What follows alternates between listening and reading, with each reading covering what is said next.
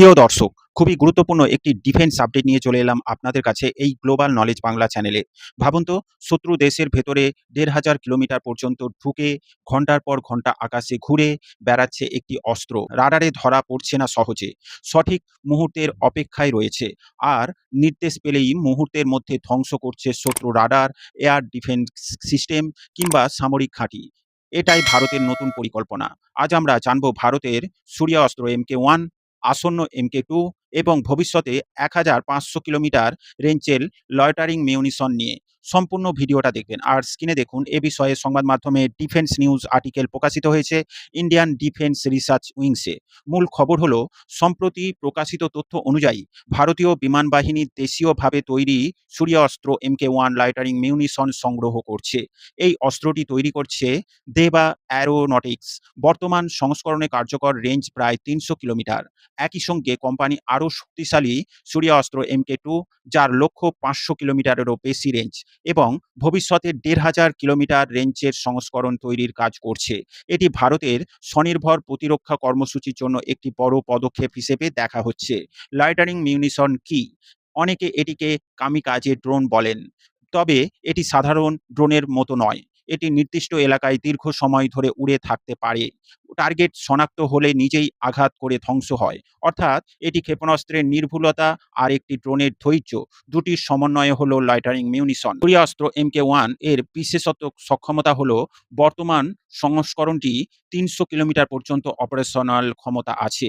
GPS jam হলেও কাজ চালিয়ে যাওয়ার সক্ষমতা আছে এই ড্রোনের। এআই ভিত্তিক লক্ষ্য নির্ধারণ করা, সোয়ার্ম অ্যাটাক করা, রিকগনিশন, সার্ভেলান্স, এবং অর্থাৎ শত্রুর রাডার আগে খুঁজে বের করবে, তারপর সেটিকে ধ্বংস করবে। MK2 কেন এত গুরুত্বপূর্ণ? কোম্পানি দাবি অনুযায়ী MK2 এর লক্ষ্য ৫০০ কিলোমিটারেরও বেশি রেঞ্জ। এর ফলে ভারতের বিমান বাহিনী সীমান্ত অতিক্রম না করেও অনেক দূরে গুরুত্বপূর্ণ লক্ষ্যবস্তুতে আঘাত করতে পারবে।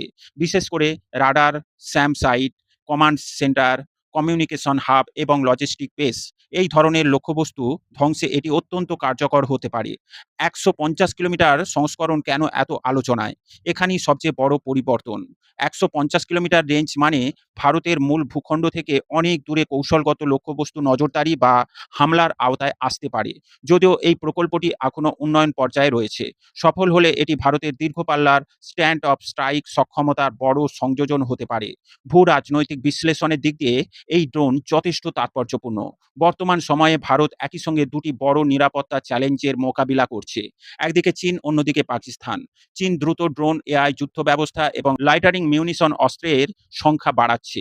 অন্যদিকে ইউক্রেন যুদ্ধ দেখিয়ে দিয়েছে, ভবিষ্যতের যুদ্ধ শুধুমাত্র যুদ্ধ বিমান দিয়ে নয়, ড্রোনের মাধ্যমেও নির্ধারিত হবে। ভারতও সেই শিক্ষা কাজে লাগাচ্ছে। দেশীয় প্রযুক্তির ওপর নির্ভর করে স্বল্প খরচে অধিক কার্যকর স্ট্রাইক সক্ষমতা তৈরি করাই এখন প্রধান লক্ষ্য। ভারতের কৌশল: ভারত এখন ৩টি বিষয়কে গুরুত্ব দিচ্ছে। প্রথমত, আত্মনির্ভর ভারত, বিদেশি অস্ত্রের ওপর নির্ভরতা কমানো। দ্বিতীয়ত, এআই ভিত্তিক যুদ্ধ ব্যবস্থা। তৃতীয়ত, দীর্ঘ পাল্লার প্রিসিশন স্ট্রাইক ক্যাপাবিলিটি। সূর্যাস্ত্র প্রকল্প এই ৩টি লক্ষ্যকেই একসঙ্গে এগিয়ে নিয়ে যাচ্ছে। ভবিষ্যতে কি হতে পারে? যদি MK2 এবং ১৫০ কিলোমিটার সংস্করণ সফলভাবে তৈরি হয়, তাহলে ভারতীয় বিমান বাহিনীর হাতে থাকবে দূরপাল্লার নজরদারি, কম খরচে নির্ভুল হামলা, swarm operation, air defence suppression, deep strike capability, যা ভবিষ্যতে নেটওয়ার্ক কেন্দ্রিক যুদ্ধ অত্যন্ত গুরুত্বপূর্ণ হয়ে উঠবে।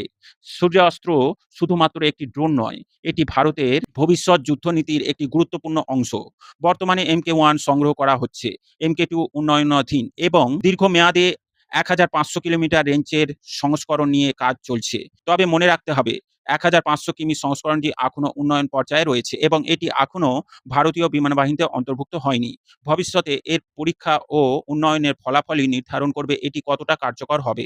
আপনাদের কি মনে হয়, ভারতের এই নতুন প্রযুক্তি ভবিষ্যতে যুদ্ধের চিত্র বদলে দিতে পারে? প্রিয় দর্শক, কমেন্টে আপনার মতামত অবশ্যই জানাবেন। ভিডিও ভালো লাগলে লাইক ও শেয়ার করবেন। ডিফেন্স, ফরেন পলিসি ও জিওপলিটিক্স রিলেটেড খবর পেতে এই গ্লোবাল নলেজ বাংলা চ্যানেলটিকে সাবস্ক্রাইব করে আমাদের সাথে জুড়ে থাকুন। সকলকে জানাই আন্তরিক ধন্যবাদ। জয় হিন্দ।